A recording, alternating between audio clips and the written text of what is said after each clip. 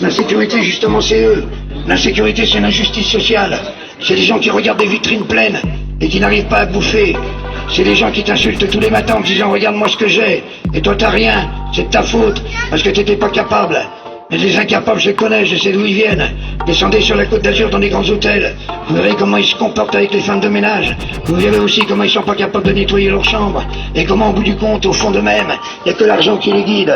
Ils croyaient être quelqu'un, comme les abrutis du Paris Saint-Germain qui disaient les Arabes dehors, qui gueulaient des cris de singes quand il y avait des Noirs qui jouaient sur la pelouse. Aujourd'hui que c'est le Qatar qui les a rachetés, ils ont vite plié leurs banderoles. Ils sont rentrés un par un, comme ça, tranquillement, en se disant, pourtant les Qatariens sont quand même à quelque part, aussi les Arabes, me semble-t-il. Alors on me dit, oui mais non, tu comprends, c'est pas pareil. C'est une principauté de merde. Le Qatar n'est pas un pays démocratique.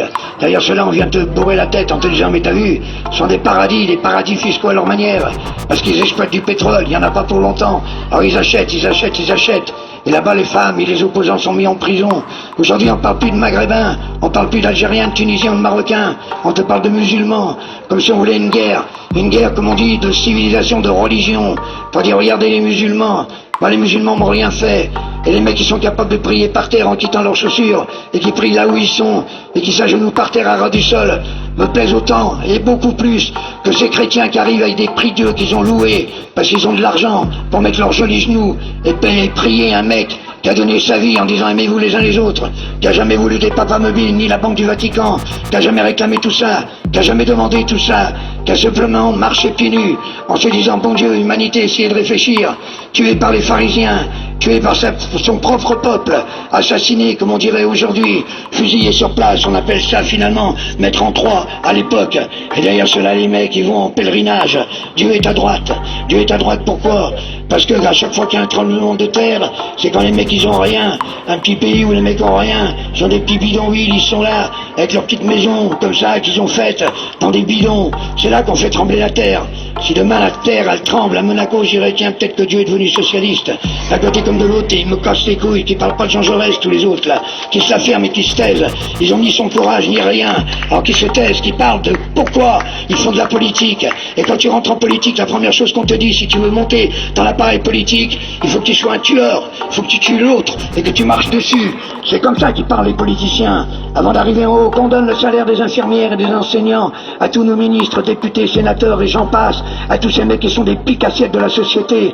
C'est pas le RSA le pique-assiette de la société, c'est ces gens-là qui montent à l'intérieur de l'argent tel qu'ils font, qui serrent les mains là où ils font, juste pour leur porte-monnaie. C'est pas qu'on a le dégoût des politiques ou de la politique, parce qu'on n'a pas le dégoût de la politique, puisque ça veut dire organisation de la cité, que nous sommes concernés par l'organisation de notre cité, comment nous allons vivre ensemble, qu'on est 6 milliards d'ans sur la Terre, que nous sommes citoyens de l'univers, qu'on pourrait voyager sans papier, sans passeport, parce que chaque être a le droit de se déplacer sur la Terre quand on est un être humain, parce que ça prend du temps et que c'est important. Tout ne se fait pas en préfecture. Et tous ces gens qui sont venus travailler ici, ils ont travaillé parce qu'on les a appelés, parce que ça fait la richesse à Bouygues, j'en passe. Aujourd'hui ils ont fait des gosses, alors c'est les gosses qu'on accuse, parce qu'ils n'arrivent pas à se retrouver dans cet immense bordel. En périphérie, la drogue, pourquoi elle fonctionne? Parce que tous les mecs du Vésinet ou d'ailleurs, la petite bourgeoisie latente, s'envoient en fumette comme ça, et puis on retrouve ça dans des grands cocktails de riches, et on va se servir en banlieue à Marseille ou ailleurs. On n'arrête pas. Le vrai, celui qui a l'argent, celui qui possède, celui qui tue, celui qui fait disparaître, celui qui fait tuer comme il veut, quand il veut. On prend des gamins de 12 ans pour faire les guetteurs, parce que le gamin il gagne 100 € par jour, et que ça nourrit toute la famille. On va quand même comprendre quelque chose, qu'on vit dans un monde d'argent, et que les gamins ils regardent les vitrines pleines, et qu'ils pourront jamais s'acheter ça. Alors ils sont capables de déborder à tous les niveaux, parce qu'ils se disent pourquoi pas moi. Il faudrait leur dire à quelque part, que ce n'est pas l'argent qui fait l'homme. Mais comment veux-tu que je te dise? Comment veux-tu que j'explique? Mais je me dis au fond de moi-même, nous sommes quand même une vérité. Moi je suis un homme seul, mais je vais au bout de ma solitude, dans le sens que j'ai besoin de vous, dans le sens que l'humanité, c'est nous, et qu'on doit construire ce monde incroyable. Un bébé, quand il naît, c'est juste un bébé. Et ce bébé, il est ni raciste, ni rien, il est là, il est bébé. Et puis tu vois le père qui lui dit, ah, quand il sera grand, tu voteras Front National, hein. Et le bébé, qu'est-ce qu'il fait? Il chie. Voilà, c'est tout. Alors, justement, c'est là le grand problème. C'est les questions à se poser.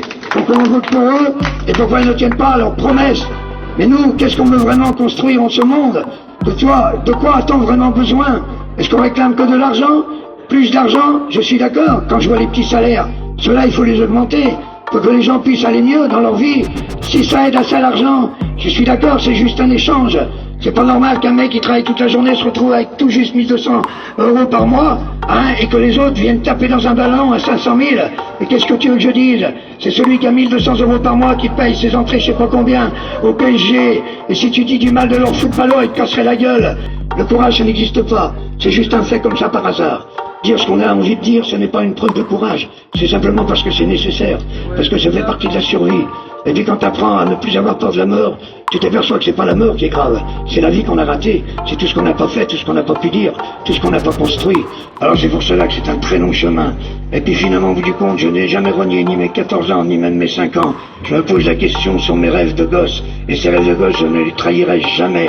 Parce que quand je prenais mes amis par le cou, et qu'on était en train de courir comme ça dans le peu de nature parfois qu'on avait, et qu'on se disait qu'on était les meilleurs amis du monde, c'est là que j'ai rêvé le plus dans ma vie. C'est là que j'ai eu le plus d'émotions. C'est là que j'ai été le plus fidèle avec moi-même, en me rappelant tout ce qui était possible et inimaginable. Messieurs, dames, vous avez tout dans les mains. Messieurs, dames, vous pouvez tout partager. Le travail, et j'en passe. Travaillez moins, faire gaffe à vos gosses. Essayez de comprendre pourquoi il y a 6 milliards de gens sur la Terre. Dis non au patronat d'un seul coup. Je rêve qu'on dise d'un seul coup que tous les gens se lèvent, que tous les syndicats du monde, mais ils n'en sont pas capables, se lèvent en même temps, en disant nous allons faire une grève internationale. Et nous allons tous arrêter de travailler au même moment, dans le monde entier. On verra des gamins de 6 ans qui sont en train de coudre des pompes que nos enfants achètent dans les supermarchés de leurs 6 ans. Pourquoi? Pour même pas 10 euros par mois, pour essayer de nourrir la famille, parce que ce sont des familles nombreuses, pour essayer de faire comprendre aux gens et de comprendre moi-même pourquoi la vie, c'est simple, que c'est rapide, et que ça ne dure pas longtemps, et que c'est l'acte le plus beau. C'est pour cela aussi au niveau purement social que je suis pour le salaire des étudiants, pour que les mecs puissent étudier et qu'ils choisissent le métier qu'ils aiment, ce qu'ils ont dans les tripes, ce qui leur fait plaisir vraiment à l'intérieur d'eux-mêmes. Et quand ils ressortiront médecins ou qui tu voudras, eh ben ils ressortiront avec ce qu'ils aiment et qu'on les aide. Et quand ils seront ceux-là, ils nous le rendront. Et comme ils nous le rendront tous ensemble, c'est pour cela qu'il ne faut pas les laisser tout seuls courir sur des pelouses quand ils ont des seringues. Il faut que ce soit les parents qui aillent les chercher, pas les éducateurs, et qui prennent leur enfant dans leurs bras en disant qu'est-ce qui se passe, dis-moi ce qu'il y a, qu'est-ce qui se passe, pourquoi ça va pas comme ça. Faites attention à vous, jeunesse, ils feront tout pour vous assassiner, comme on a assassiné les Indiens en leur balançant l'alcool, en les empêchant de vivre et en tuant leur plus beau rêve, qui était un rêve de partage. Ils savaient ce qu'était la terre, ils faisaient attention à chaque goutte d'eau, à chaque chose qu'ils consommaient, parce qu'ils savaient qu'ils en avaient besoin juste après, et que les générations après en auraient encore besoin. Ça s'appelle la vie, messieurs dames, et c'est un acte merveilleux, et c'est nos parents qui nous la donnent. Et à travers tout cela, quand ils nous l'ont donné, alors on doit quelque chose à nos gosses. Mais on ne doit pas leur apprendre la parodie du monde. On doit leur dire, tu sais, maintenant on va se battre ensemble pour essayer de faire que les choses changent un tout petit peu. Je suis peut-être un utopiste, mais parfois je suis fier de l'être. Quand je vois ceux qui ne le sont pas, les réalistes, soi-disant réalistes, alors qu'ils ne le sont pas du tout, m'emmerdent.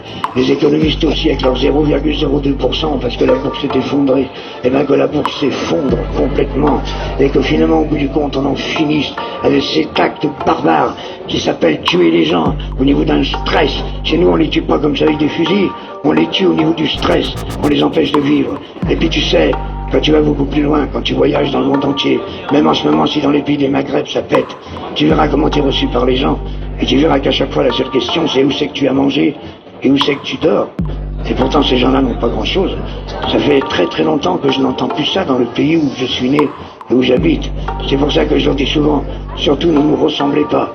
Et tous les combats sont leurs combats. Et tous les combats seront les plus merveilleux. Et les femmes du monde se battront dans le monde entier par rapport à leur indépendance à elles, comme elles l'ont choisi, pas par rapport à des mecs qui viennent comme ça à la Chambre des députés pour dire nous allons parler pour les femmes, ou des femmes qui essayent d'être députés en ressemblant tellement connement aux mecs. Je vais vous chanter une chanson parce qu'avant tout, je chante des chansons. Bravo!